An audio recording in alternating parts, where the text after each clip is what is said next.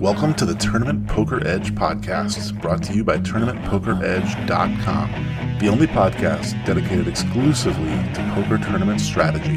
Now here's your host, Clayton Fletcher.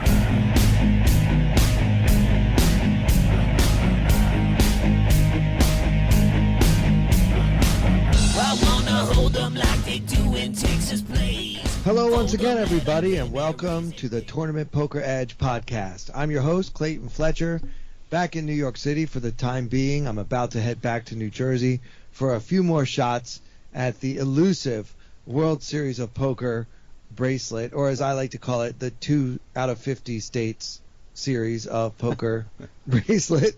I'm not alone. You can hear him laughing in the background. The founding father of the organization that we love, known as Tournament Poker Edge. Your friend and mine, Killingbird himself, Derek Tenbush. How are you, Derek? I'm great, Clayton. How are you doing today? Great to talk to you. You know, every time I'm about to record, I always check in with Derek first. I know how busy you are, but, you know, everybody wants to hear your voice on the podcast, so luckily the timing worked out this week. And you've been playing a good amount of online poker lately, haven't you? Yeah, I have been playing quite a bit. I think on the last podcast I had mentioned that I was doing like a bankroll challenge with some buddies. So that wrapped up at the end of June, but I think I just kind of got into the groove of playing pretty consistently, so I just like kept going. I certainly played less this month than last month, but still playing quite a bit, probably 4 days a week or so. So yeah, it's been busy. It's been good. We ended up actually winning that bankroll challenge, so that was kind of cool. Yeah, that's fantastic. I believe that was the last conversation we had where you had gone through a pretty long dry spell where you're basically playing like break-even poker for a series of weeks. Yeah. And then right at the end of the challenge, you binked one. Yep, that was it. It was a good feeling, and they've delivered me all the beer that I won in the contest, so yes, I've been partaking in that, and yeah, just like I said, just still grinding and doing the Twitch thing and trying to stay busy. Well, that is fantastic. Twitch has been live lately, as has Twitter. Oh, jeez.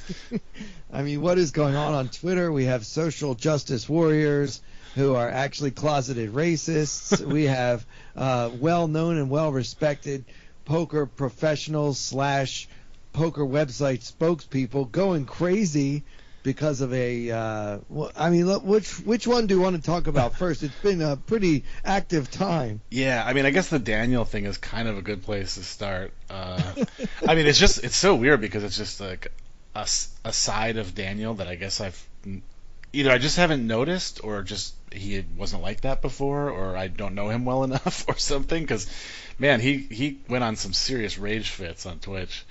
It was crazy. Yeah, so why don't you just get people up to speed? I mean, I saw one video, but I understand there's more than one video out there of Daniel basically losing his mind over something that happens either at the table or on the one I saw, he was having, I think, connection issues. Yeah, so the first one, I think I'm trying to remember the order of them now. I think the first one was where he got, or at least he felt like he had gotten slow rolled by a player, and it really wasn't. I think you mentioned this too. It really wasn't much of a slow roll. Wait, that was Mike the Mouth, wasn't it? Did Daniel get slow rolled too? Oh no, you're right. Jeez, I'm so sorry. I'm getting them all messed up now. Yes, so yeah, it's been an active week, right? A very active week. I forgot we even had Mike the Mouth in there too. So yeah, so we won't talk too much about that one because you kind of mentioned that one. Yeah, and then there was the connection issue one where Daniel was basically just losing connection to WSOP.com, which, by the way, is a frustrating problem. I think I mentioned it when we were talking about whether we wanted to go play the series. I used to have that issue all the time on WSOP.com, so I have nothing against them or anything, but I understand Daniel's frustration.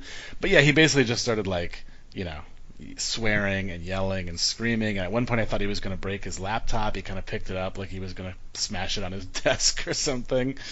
Yeah, it's crazy because sometimes when you're playing online, you're in the middle of a huge pot, say, and then all of a sudden your internet goes out or your connection to the server is lost. Mm-hmm. And these are the kind of problems live players never have, right? I mean, it's just not going to happen in live.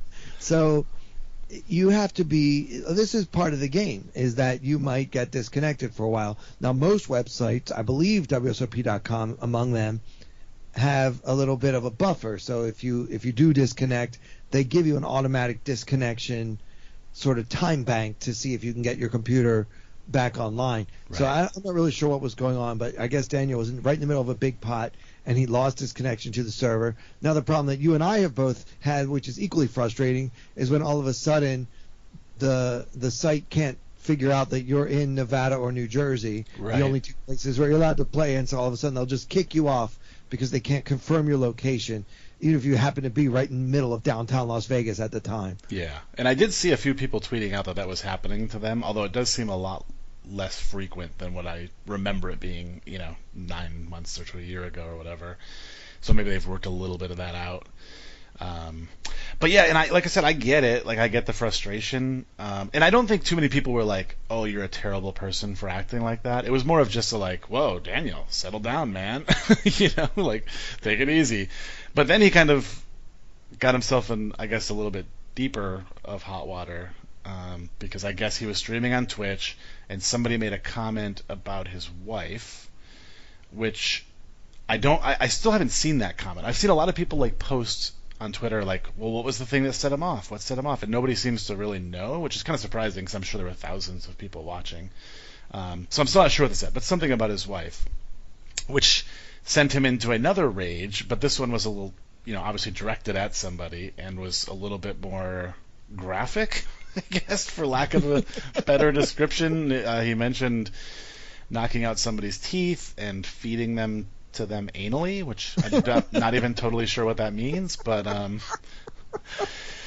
yeah. So that one was kind of crazy, and I think he busted shortly thereafter or something, but then he ended up signing off of Twitch. He didn't get banned immediately, but then I believe the next day Twitch banned him. Now Twitch, I've had my own Twitch ban in the past, so I know a little bit about how it works. And they essentially just tell you, they'll tell you how long you're banned for, or they'll say it's indefinite, and so you don't really know. And they're not very good about communicating. They basically say, hey, you're banned. Well, we'll get back to you when we're ready to let you back in. Yeah, So don't call us, we'll call you. Yeah. But let's talk about your ban. Why did you get banned? What did you do? So I got banned for a really weird thing. And by the way, I've probably done other things that I could have gotten banned for, but I didn't. This one was actually, I think it was on Poker Go, I believe. And I tweeted at them, and it was during the World Series. I tweeted at them and said, "Hey, it would be really cool if you guys did something where you allowed Twitch streamers to stream some of your events and like talk about it and commentate on it. Essentially what they already do, but from like a different perspective. Like, hey, Killingbird Twitch community, let's watch the 1K bracelet event and talk about it and analyze hands and stuff." And they replied to me and they said, "Oh, we do allow that, or we do." I think it was what they said is we do. And I was like, "Oh, cool. Well, I'd love to do one. Like, I think I'll do that with the or Millionaire Maker or whatever. I can't remember what I said, but some tournament." Yeah. So I went ahead and started streaming it, and was talking about it, and hanging out with my community, and all of a sudden I got banned. And I was like, wait, what happened? So I tweeted at them back and said, "Hey, you guys told me I could do this. Why, clearly they had contacted Twitch and said, 'Hey, this guy's streaming our content,' which is certainly fair. I mean, they own that content, but I kind of thought they had given me permission." And they said, "Oh, we misunderstood what you were asking us. We thought you were asking if we streamed the content." I'm like, "No, I wanted to stream it." So I got like a 48-hour ban or something. It wasn't like a huge deal, but And when they kicked you off for 48 hours, did you then come back and threaten to stick their teeth into their anal cavity? I did not. That was not the first thing that came to mind. I wasn't particularly happy about it, needless to say, Right. but it was just kind of like what it was, Yeah. But Well, the thing about Daniel, he's a very competitive person, and whatever was going on, he was probably upset about how the tournaments were going. Now, these tournaments are like $500 to play. I mean, it's pocket change for Daniel. He's a very, very wealthy man, but I think because he always wants to win, and also, by the way, we know that he has a lot of side action on whether or not he wins a bracelet this month or next month, so that might have factored into it as well. So even though it's only a $500 event, but if there's a big bet on whether or not I actually win a bracelet, and this is my best chance to do so, and now I just took a bad beat, and now this guy in the chat is saying something about Amanda, like, yeah, I could see where that would set him off. But yeah, it's funny to me when Daniel threatens physical violence, because I don't know if you've ever been up close with him, but he's not a big guy. He would need a step stool to knock in most people's teeth. Yeah, he's not the person I would necessarily be worried about getting in a fight with, that's for sure. But I mean, yeah, I totally get it. And I mean, you know, I've been streaming for 6 years pretty consistently, and I've had people say incredibly terrible things to me, and my family and my kid, and like they'll say anything to get under your skin. So I've certainly called out a few trolls before and told them I was going to punch their face in. So I'm not necessarily I'm mad at them for doing it. Like it's his stream. He can, if he wants to tell somebody they're assholes and he's going to beat them up, then more power to him. I guess the real question comes down to, is that what an ambassador for a brand should be doing? It's not. I don't think it's so much of a moral question as it is like almost like a business question.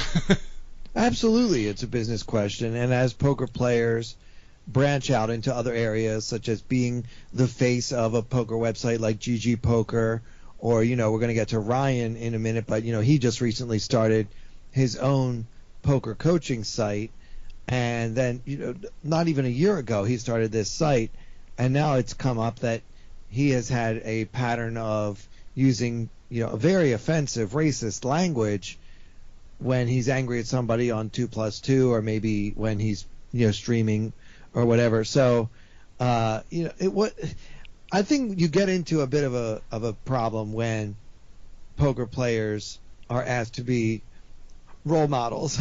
Yeah. It's like Charles Barkley back in the day when he was in the NBA and he said, "Look, I'm not a role model." I think maybe all of us should kind of have that written above our heads as we walk around in public, whether it's Mike the Mouth, definitely not behaving like a role model, threatening sexual assault against a female player that he thought slow rolled him. Yeah. And then, of course, Daniel has his history of saying things he probably regrets. But this thing with Ryan, it's interesting how poker players like to, well, they want to have it both ways. They want to be role models, but they also want to be free to, be human, or in some cases subhuman. And so, what are your thoughts? Like, how do you balance the fact that you're imperfect with the fact that you're also trying to build something? Like if you, for example, I know you would never do this, but if you went on some kind of racist tirade one day, that would be bad for everything you're doing. Like a lot of your Twitch followers would say, I can't support somebody who's a racist. A lot of our members at TPE would say, I don't want to have anything to do with that guy anymore. I'm going to cancel my membership. So, just what are your thoughts? Yeah, it's tough. I was actually thinking about this quite a bit because it all started with a guy named Poker Guru, who, speaking of Twitter beefs, has initially had his own Twitter beef with the guy Berkey, Matt Berkey, yeah. Right. They kind of had a beef, and then and I know Poker Guru because he's an ACR sponsored pro, which is different than a Stormer, the program I'm in, but we're still sort of loosely, in contact via Skype groups and stuff. He let something slip on Twitch, the F word, for lack of, but the one pejorative to against describe homosexuals. Yeah. Right. And that's sort of what Ryan called out. And then basically within a few days, people were then calling out Ryan, going, well, wait a minute, you're calling this guy out for using that word, but you used this word many times in the past. And so that kind of started the whole war. And so I've been thinking about this because I kind of know both people loosely. I wouldn't call them friends per se, but we're certainly probably more than associates, I guess. The thing with this is, like, when you're out there, especially on Twitch, but also in forums and Twitter and stuff, but specifically Twitch. When you're putting yourself on display that much of the time, if you are a bad person, or if you're just somebody who is prone to make mistakes, which I think we can all agree we all are, eventually it's going to happen.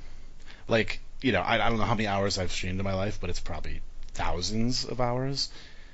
If I tend to use a bad word like that, or have thoughts that are inappropriate or whatever, eventually I'm going to say it. It's going to slip, especially if you're sitting back having a few beers while you're playing a stressful game of like poker. So it's actually kind of amazing to me that kind of stuff hasn't happened more. But thankfully it hasn't happened to me yet. Hopefully it never will. But yeah, it's a tough spot, and it's kind of. I was shocked because the one thing I will say is, like, in fact, when I first saw that people had posted those comments that Ryan had made, I was like, well, those are obviously fake. Like, that's a troll account. That was my first thought too. You know what, Derek? That's exactly what I thought too. Yeah. I was like, I know Ryan. I know this guy. Like, he wouldn't say that. But sure enough, now he is basically, just to catch everybody up, if you're not following the drama, Ryan has admitted that, I did say those things. I wrote those things on 2+2 or whatever.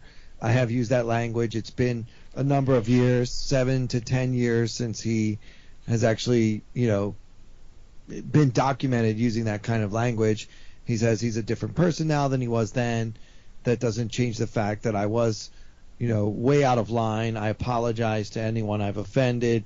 I mean, he's basically taken as much responsibility in as formal and as all-encompassing of an apology as I've ever seen. Mm-hmm. And I still think that some will choose to never forgive him, and I believe that's okay. I mean, for them, like, if you will never forgive someone who used probably the most hated word in the language, right? Mm-hmm. I guess that's your prerogative, I don't know. It's tough because Ryan's pretty well liked in the poker community. Yeah, absolutely. He was until a couple days ago. Yeah, it's a weird spot. I think I agree with a lot of posters on Twitter and stuff who I saw replying, which is, we all agree it was an incredibly terrible thing to say. But then I think we just have to ask ourselves, like, are we forgiving people or are we not? Like, we just have to kind of decide for each of ourselves, like, do we forgive people, or do we just, if they did something bad at one point in their life, do we just hold it against them forever? And again, everybody's going to have different takes on that. The other thing that I was thinking about when I found out that those statements were true and were actually attributed to him, is it got to me thinking about how young so many of us were when we got into this game.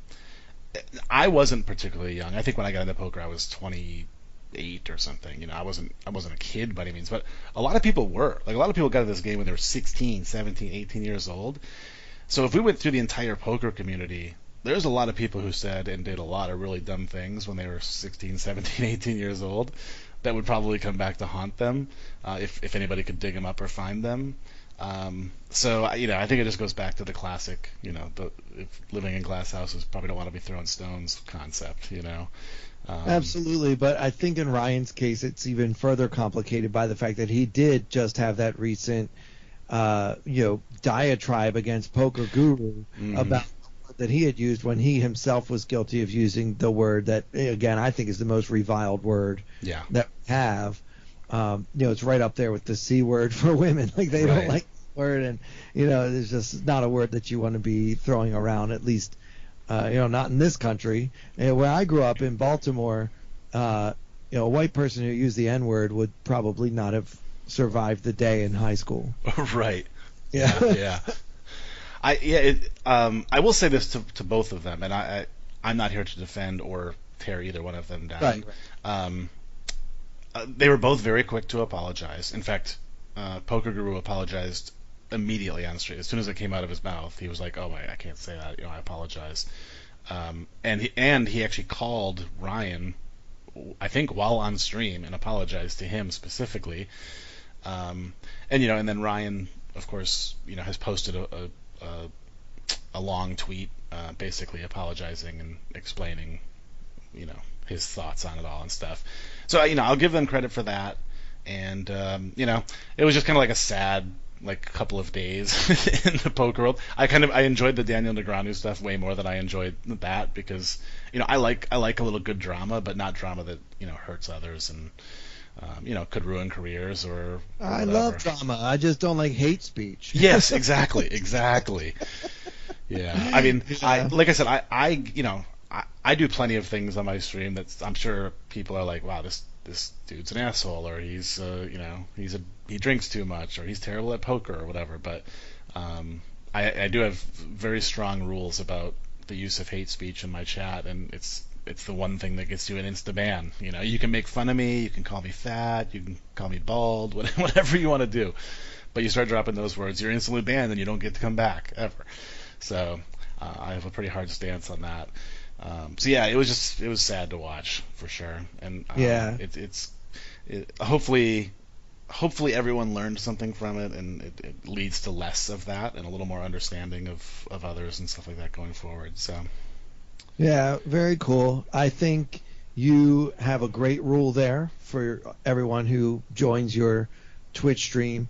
And by the way, I've never heard someone say that you drink too much. Just kidding. I often I've wonder. never heard anyone not say that. The weird thing with the Twitch community is that you get these people who kind of come and go. They'll be in your stream for steadily for 2, 3, 4 months or whatever, and then they're just gone one day. And I'm always like, I wonder what I did to. Did I offend them? Did they do they not like me anymore, or did they just stop liking poker and they don't play poker anymore or whatever? Or maybe they just found another Twitch stream that they prefer. Yeah. And they just following that. You have a lot more competition than you used to. I mean, we talked to Matt Stout last week, and if he's streaming, it just depends on what you want. Do you want really, really high level strategy, or do you want to watch somebody get drunk and donk it off? So that's kind of like two different markets there, Yeah. right? Yep, for sure. And to sort of cap off the drama, Twitter drama stuff, there is a little bit of a development, which I actually saw just like an hour before I got on call with you, which is that Daniel Negreanu and Doug Polk have agreed to play Heads Up. They're working out the details in terms of dates and side action and what stakes they're going to play, but I think the last I saw was 200, 400. Wow. So somebody's about to get wrecked. It's just a question Heads of Up who it No is. Limit? Are you sure? I believe Heads Up No Limit. Oh my God, I think Daniel's drawing dead. Doug Polk is one of the best Heads Up No Limit players ever.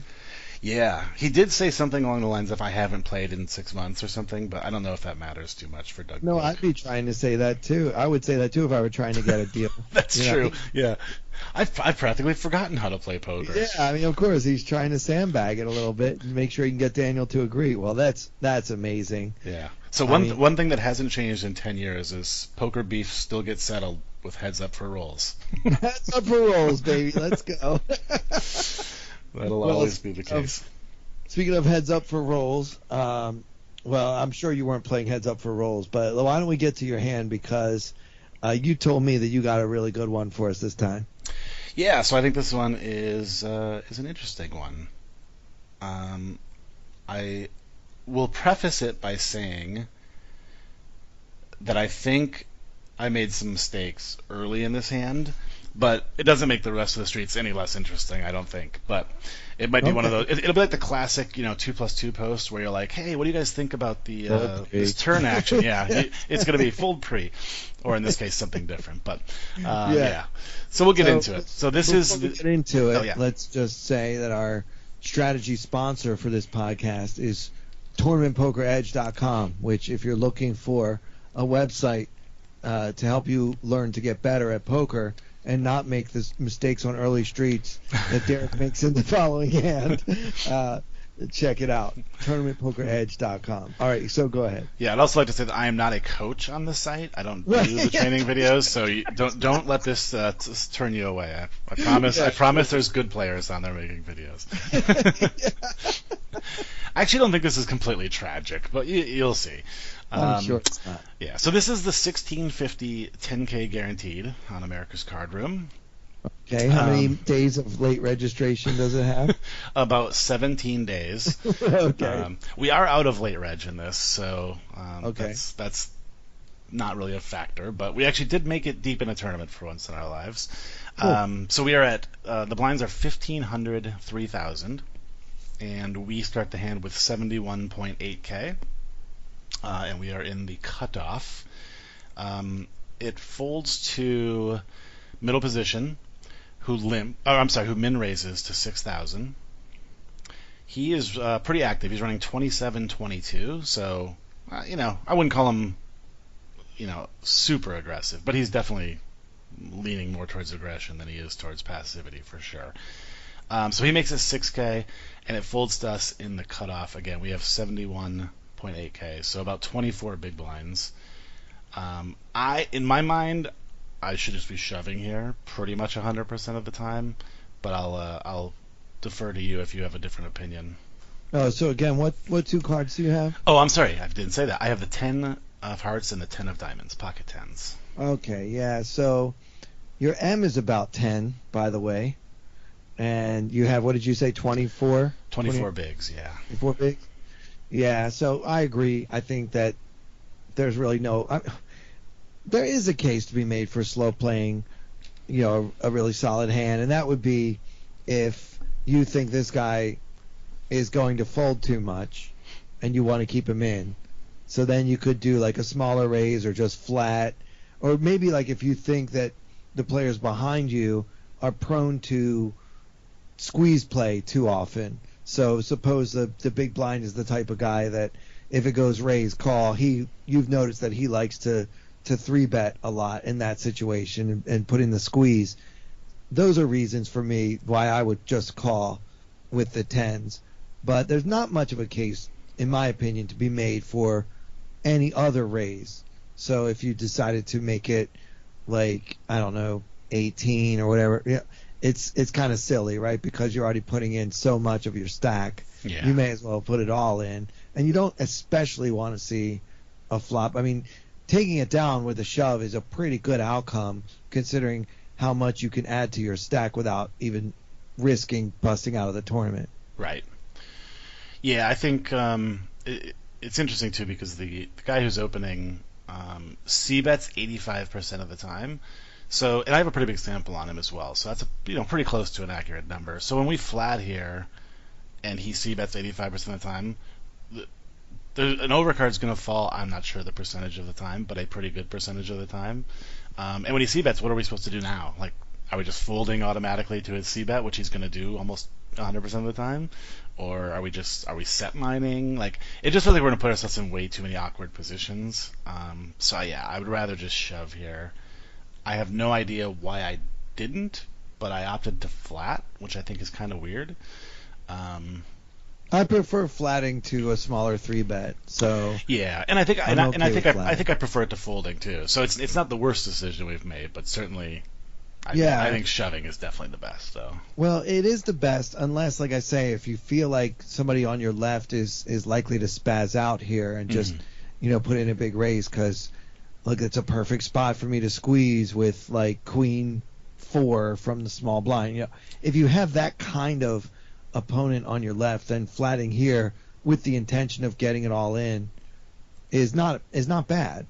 I guess it just depends. If you don't have anybody like that on your left, then you're still not completely lost because you will be in position with what is likely to be the best hand. But to your point, I believe that with pocket tens, an overcard's going to come about half the time. Mm-hmm. So, I mean, that's a lot of cards. Jacks, queens, kings, and aces. That's a lot of cards. Yeah. And you can't just fold because it comes queen high, right? Especially if this guy, always continuation bets, basically. So, yeah, I'm not crazy about the flat, but it's not terrible. Yeah. I agree. So we, like I said, we do flat.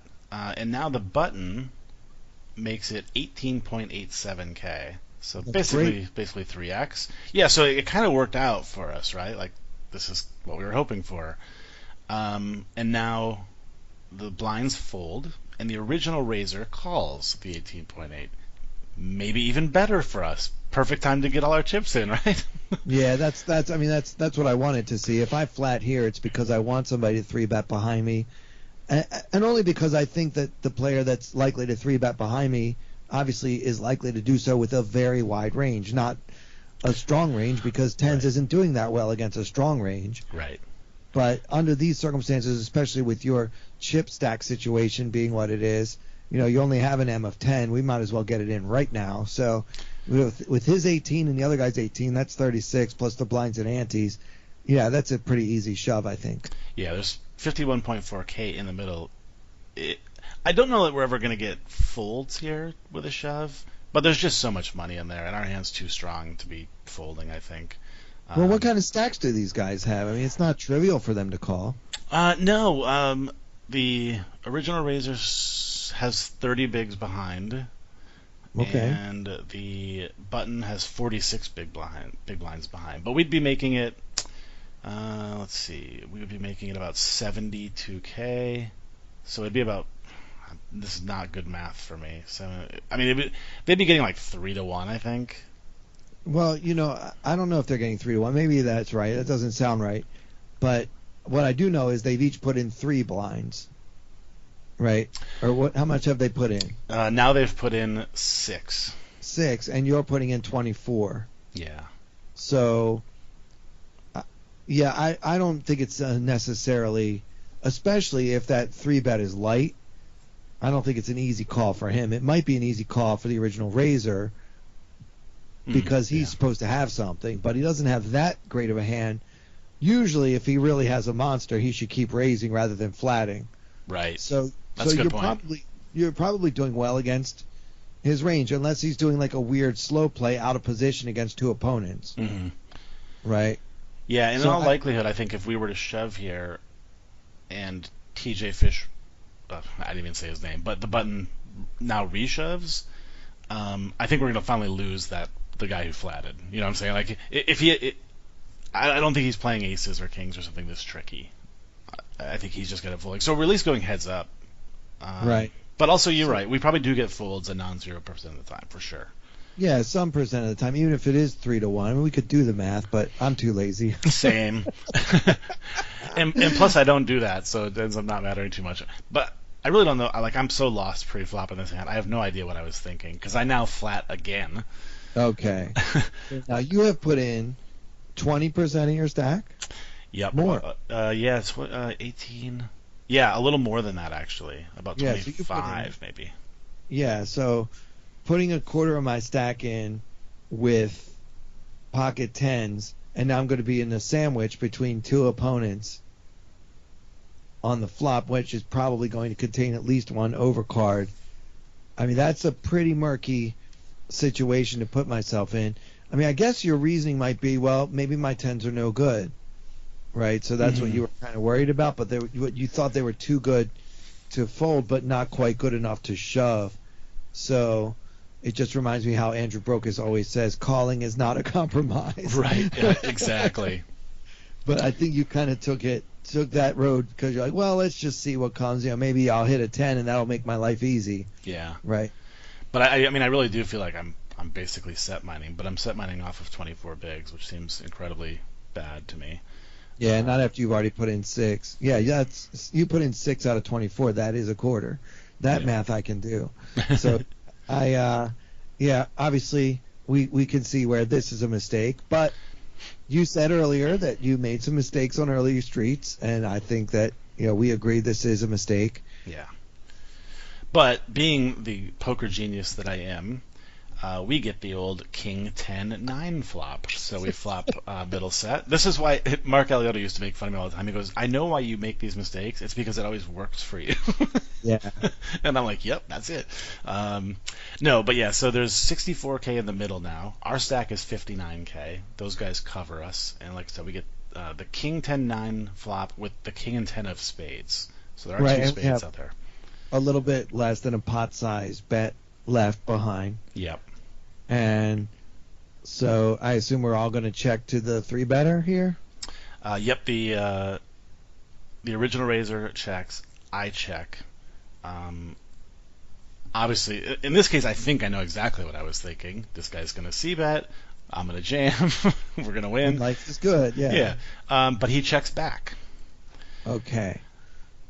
So now a lot of times when I 3-bet, I believe that when we 3-bet pre-flop, we should usually bet the flop no matter what it is. Mm-hmm. Obviously not always, but usually. But I think one reason why I wouldn't would be if I had more than one opponent. So in the in-position player's shoes, if he doesn't love his hand right now, like suppose he has pocket queens, ace queen, like these hands make sense, and it's not a great flop for either. It's fine to go ahead and fire a continuation bet when you manage to get it heads up. But I think because he has two opponents, if he doesn't love the flop, he's going to check back a lot of those hands. Not really planning to fold, maybe, but he just doesn't want to put chips in if he's not compelled to, right? Mm-hmm. But if you would have folded or the other guy had folded, I think he should probably bet this flop. I mean, this flop hits his range pretty well overall, so he should probably be betting it a lot. But I think maybe the two opponents thing kind of slowed him down a little bit.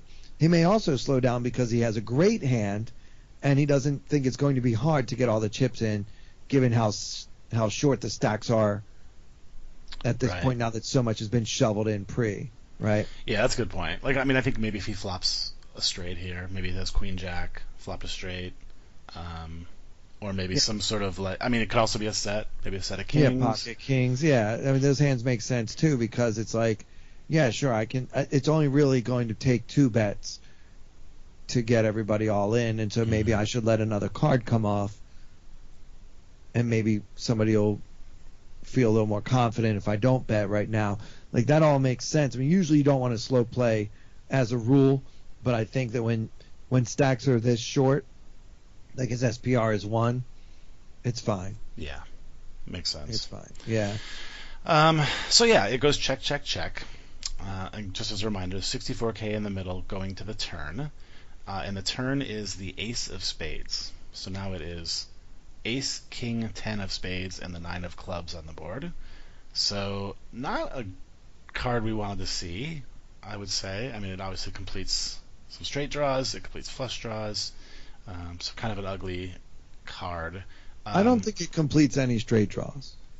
Well, I guess, yeah, queen jack it completes queen jack, but it just makes it a better straight. So that doesn't queen really jack was there already. Yeah, we were already behind queen jack. Yeah, so the only thing that the ace does is, did you say it puts a 3 flush out? Yeah, 3 spades out there now. Okay, so that in that sense we don't love it, but how many flushes do these guys have? I mean, a lot of chips went in pre-flop, so a lot of the flushes they should have would involve that ace in their hand. So sure. I wouldn't be overly concerned about. Of course, a flush is possible, but I wouldn't be overly concerned about one of my opponents making a flush. And since we know they didn't just make a straight, they already had the straight if this card is a straight card. So I'm really only concerned about being behind pocket aces, which is a hand that might be in the pre-flop 3-betters range. But overall, just given stacks and given our situation, I mean, you should never worry about everything, but when you have an SPR of 1, you definitely shouldn't worry about everything. Mm-hmm. I mean, I would still be inclined to try to get these chips in if I can. Yeah. I will say, too, that I think if somebody's going to have the flush here, it's probably not going to be the 3-better, because I think he would have C-bet flush draws. That's the point, too. So we can kind of use that to maybe gauge some future action if depending on who does the betting here. It's hard to name 2 cards that make a flush that made it 18 unless it was a pure bluff with like a suited connector or something. Yeah, I would definitely agree. Yeah, unless we think he's 3-betting yeah, I don't think so. I was gonna say maybe like queen jack of spades, like is about it, but I don't even think that's really a 3-betting hand in that position. Yeah, why not just call and see the flop with that hand? I mean, Yeah. I guess you could. I mean, you could have a hand like that in your 3-betting range, but for me personally, when I'm in position with a suited broadways and my opponents have relatively short stacks, I don't want to miss the chance to see a flop. So if I've got queen jack of spades here and I 3-bet and the first guy shoves and then Derek goes all in, now I'm never going to see this flop with queen jack. That sucks. All I had to do was call, Yeah. and I could have realized more of my equity, as it were. So, yeah, I would say I'm not worried about the three better having a flush almost at all. So if we got so unlucky to lose to a flush, it's from the guy who made it 6K and then just called. Yeah, I would agree with that. Yeah, so again, let's not worry too much about the flush. Really, I'm worried about being behind a better set, and there's only two available better sets, and my SPR is one. So if that's the way I bust this one, so be it. Let's try to get some chips in. Agreed. So on this turn, original raiser checks. We bet 16,500, which is pretty small here, I think. I don't know if it's bad necessarily, but it's like less than third. Well, I think it's fine. I think shoving is also fine. Basically, when you're making this bet, you're trying to give the illusion of fold equity to your opponent. So if this guy on your left is pretty aggressive, maybe when you bet 16, he might feel inspired to wake up and get aggressive all of a sudden with hands that we can still beat, obviously. Yeah. So if that's the goal here, then that's great. But I think just shoving is probably also okay, because there should be some ace-king, ace-queen in both of these guys' ranges, and those hands probably shouldn't be folding because you're really only betting the pot a little less. Yeah. Yeah, and we certainly invite flush draws to come along here, like maybe ace-queen with the queen of spades. I mean, he's probably not folding that anyway, so it probably doesn't matter. But I mean, I don't mind people calling with a single spade here, thinking they can. Again, maybe like queen with the queen of spades. Like that might be a hand that we keep in with this small bet. Yeah, with that hand, that's a good question. Does that hand call if we shove? Yeah, I mean, if it's me, I probably do, just because I really like to hit royal flushes. So I would take my chance. Royal flush draw, and you also have a pair of queens, which maybe could possibly be good. Yeah. But yeah, it's hard to say in that spot. I'm not sure what the average player does, and I'm not even sure what the correct call is. I mean, there's a lot of outs, but actually, I think the check back on the flop is queen a lot. It does make a lot of sense, yeah. So yeah, that is a good reason to bet small if we're trying to target that specific hand. But I guess all things considered, I would probably just shove on the turn, because what I'm concerned about is another spade coming off on the river, and now I can't get my double up, which I otherwise would have, versus a hand like ace king. Yeah. And right. I mean, and like I said, we're effectively doubling up by shoving. I mean, there's 64K in there. We have 50 something, 52K. So I mean, we more than double up by shoving here, which I mean was kind of our goal with this hand in the first place. We just messed it up and took a weird way to get here. Yeah, you mean if you shove and everyone folds? Right. You still double up. Yeah, that's a good point. I mean, obviously our goal should be to try to maximize this. Definitely. And I just don't know if shoving maximizes it in a different way or better than what's a higher EV play? Is it betting small like you did and not losing hands like maybe queens or jacks with a spade? Mm-hmm. Right, because those hands also have a straight draw to go along. Yeah. So it's always an interesting dynamic to me, because it's the classic situation of, okay, if we do see a river here and it's, let's say, another spade, some of the time we're now losing because they had a flush, and some of the time we're still winning, but we're not getting the extra bet because now they're folding whatever they had. Like, oh, I had a set too, but I guess I fold. The flush got there. So yeah, that's I kind of my mentality. Right. I like to put it in. I like to stick it in because I'm afraid that some kind of action killer card might come on the end, and now I don't get full value for my set. Yeah. I think I like a shove here. It's not even a full pot size bet. I mean, it's 52 into 64, so it doesn't look super crazy or anything. And I think we probably are going to get called by some hands like queens with the queen of spades. So I think I like a shove, but in classic fashion for this hand, we don't do that. We bet 16.5. And by the way, I don't hate this either. I'm fine with betting 16.5K. It's okay. I just think shoving. I think I like shoving a little better.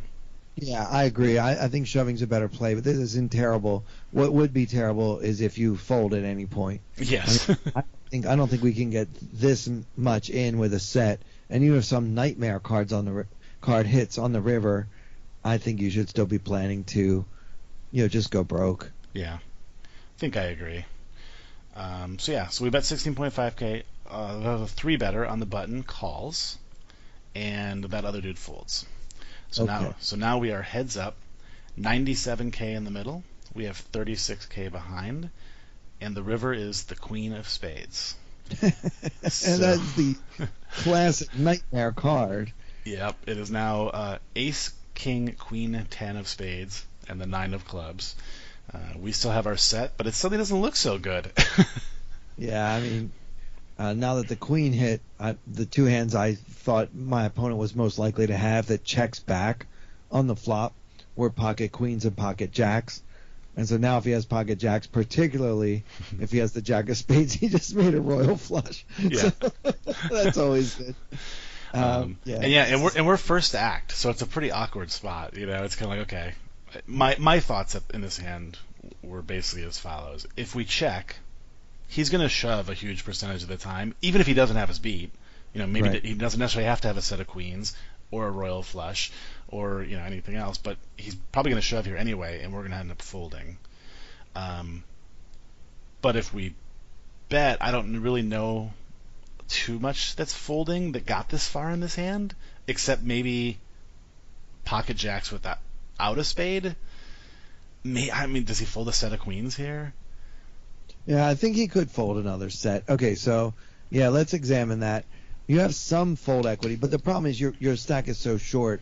He's getting like 4-1 on a call because you're betting 39 into 100 or something, so he's getting almost 4-1 on a call. Is my math close? Are those numbers about right? Yeah, 36 in the let's call it 35 into 100. That's pretty close. Yeah, exact, so that's 4-1. Yeah. So when you offer 4-1, even if I just have a straight with like 2 red jacks, I have to call. But do I also have to call with like pocket aces when it's so obvious? It should look like, yeah. So if you shove here and your opponent has ace, he's got you beat, but there are so many hands that he's losing to. Mm-hmm. His question he has to ask himself is, am I good 20% of the time? Right? When you're getting 4-1, it's like, am I good 20% of the time? Right.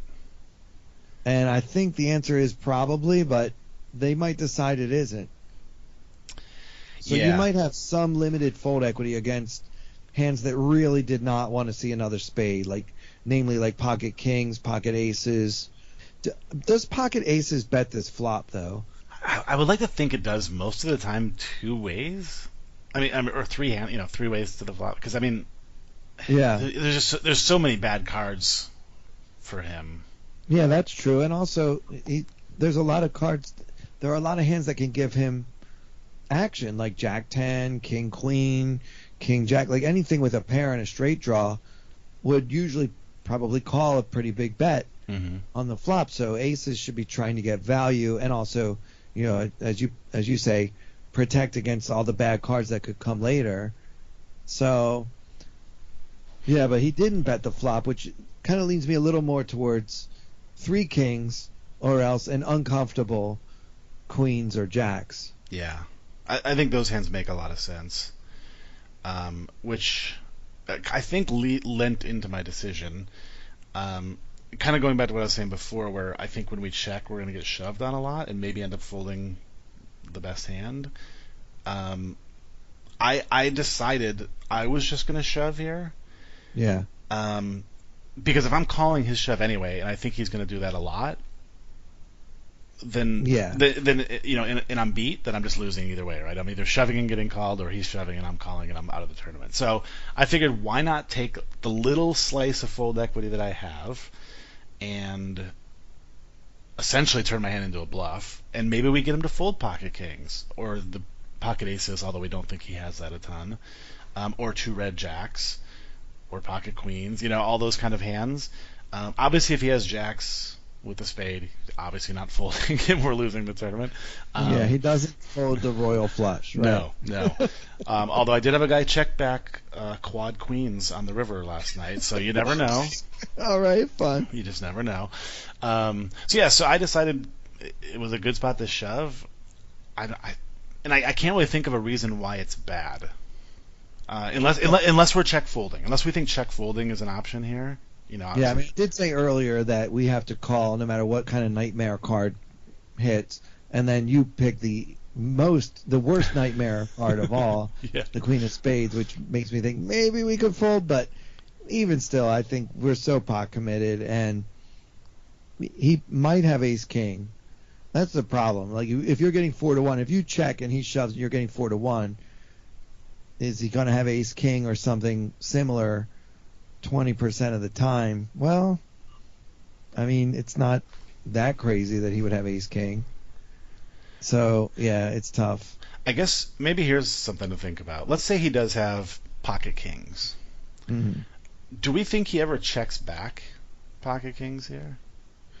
Right. I think he would check back certain sets, and he might also check back pocket nines, which is bad for us.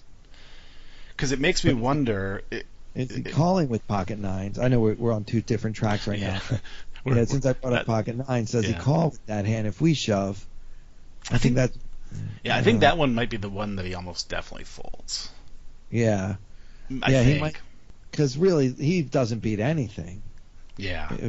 He can't even beat a straight with that hand, but he also can't beat a straight with pocket kings, pocket aces. He has those some of the time. Mm-hmm. Yeah.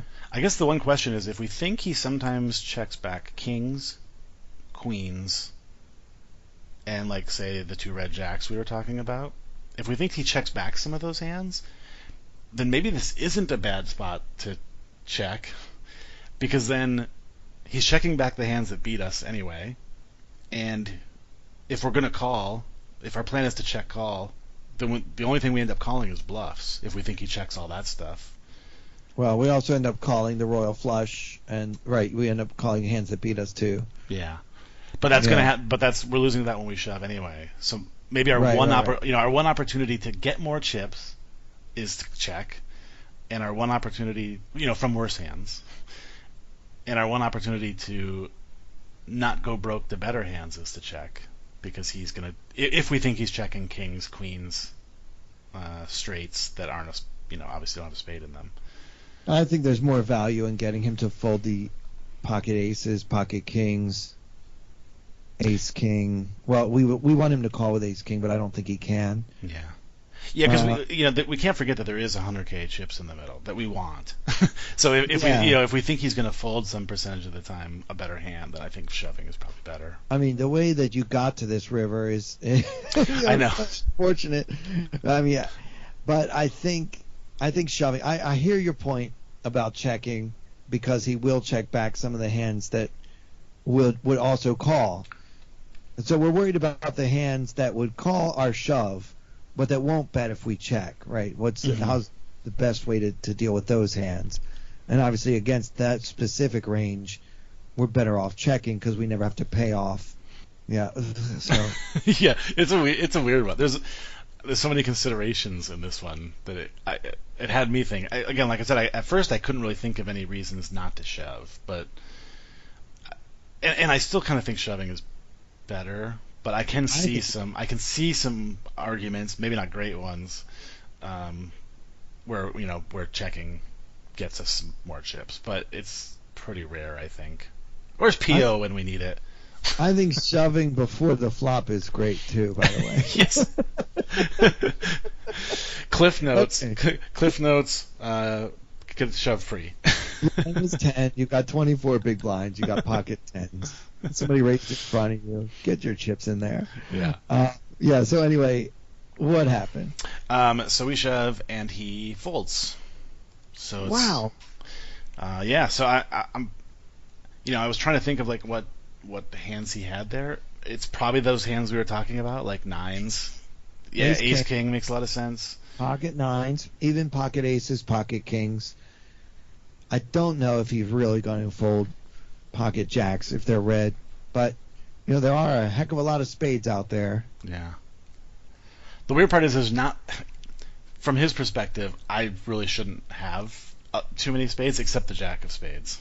Like, did I play my hand this way with like 7-8 of spades or something, or Right. like ace 5 with the 5 of spades? Like, and am I shoving those? I mean, I guess I probably am actually, but Right.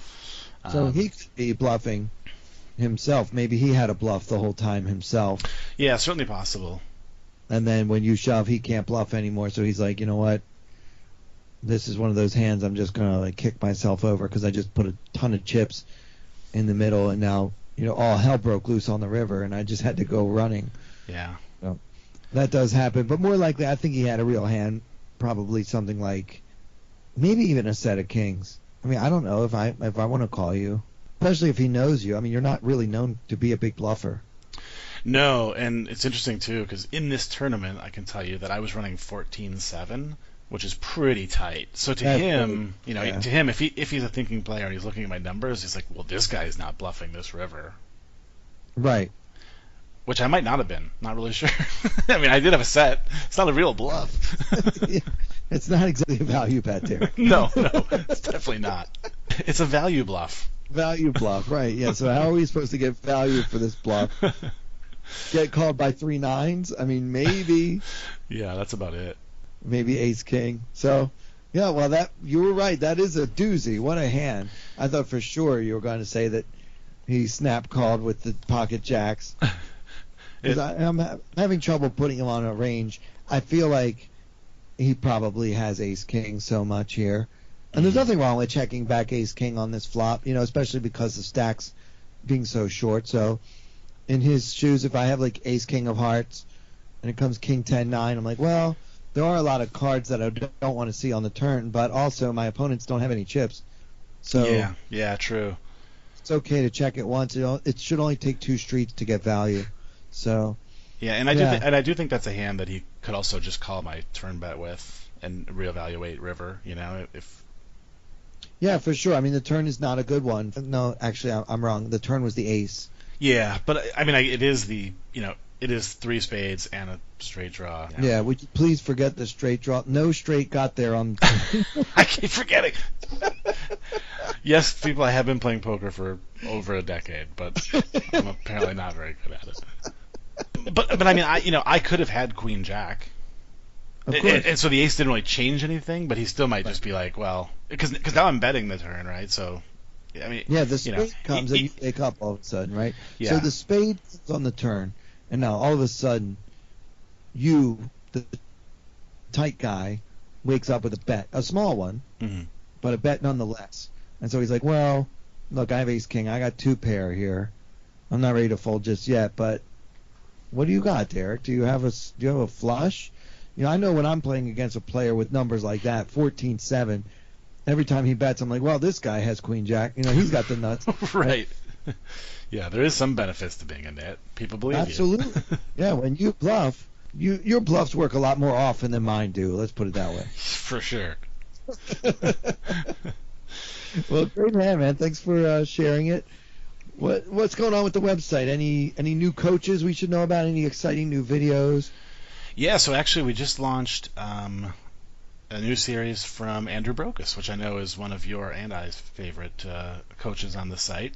So part 1 of that actually just went up today, and it's actually a member hand history review from GG Poker. So I know GG Poker is kind of becoming a lot more popular, of course, with the World Series starting up on there and stuff. It's everybody's talking about GG Poker. So if people are out there playing on that site and they kind of want to see what some of the play is like on there and hand history, I know I always like to watch hand history reviews from the sites I play on because it just makes more sense in my head.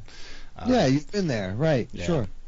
Yeah, so people who want to check that out, that just started today. So and we just finished up videos from Danny N13 and Colin Moshman. So tons of good stuff up there for people to check out. Fantastic. Well, Derek, Killingbird, 10 Bush. Tell them about your Twitch because it's the best place to watch somebody get drunk and play poker at the same time. That's right. Twitch.tv/Killingbird. Stream 3 or 4 nights a week, usually in the evening.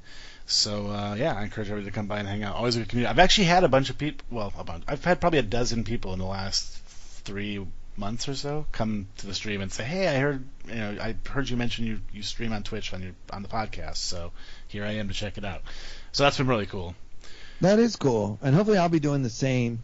I'm trying to figure out how to Twitch with a laptop, so that's where I'm at. At least my laptop that I've been, the ongoing saga, for those who listen every week, the ongoing saga on my laptop, the hard drive was defective. They got it repaired. I just got my computer back today, and I'm going to hopefully get this thing up and running so that I can Twitch the grand finale main event on WSOP.com this Friday, which is the day this episode comes out. So if you're hearing this in time, check me out on Twitch, Clayton Comic, and see if I'm streaming the main event right now. Yeah, I'm looking forward to it. I've been waiting to catch you streaming, but it just hasn't happened yet. Yeah, I've had a lot of technical problems in my life. Well, if you need any more assistance, let me know. I know I saw at some point you tweeted something out, but I got a few friends who are pretty good with that stuff, so I can always have them. Well, I'm getting close, but I may very well take you up on that. So Cool. I really appreciate it, man. Anything else you want people to know? No, that's it. Just be safe out there, everyone, and stop being mean to each other on the interwebs. Yeah, stop calling each other racist names and stuff. Don't do that anymore. All right, great. Well, for Derek Tenbush and for everyone else here at Tournament Poker Edge, I'm Clayton Fletcher. Thank you so much for listening.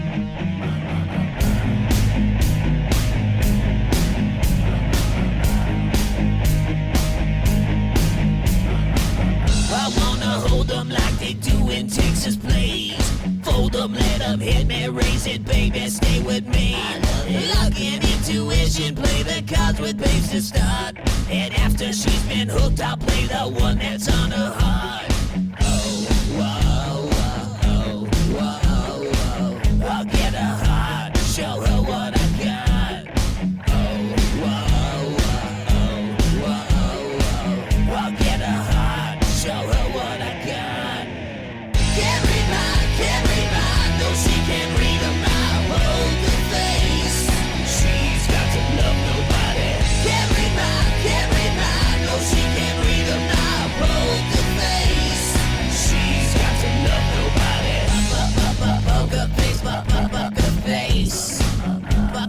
Poker face, poker face. I wanna roll with her, a hard pair we will be. While little gambling is fun when you're with me. I love it. Russian roulette is not the same without a gun. And baby, when it's love, if it's not rough, it isn't fun. Oh, whoa, whoa, whoa, whoa. I'll get her heart, show her what I got. Oh, whoa, whoa, whoa, whoa. I'll get her heart, show her what I got. Can't read mine, no she can't read a mile. Poker face, she's got to love nobody. Can't read mine, no she can't read a mile. Poker face, she's got to love nobody. Poker face, poker face. Poker face, poker face.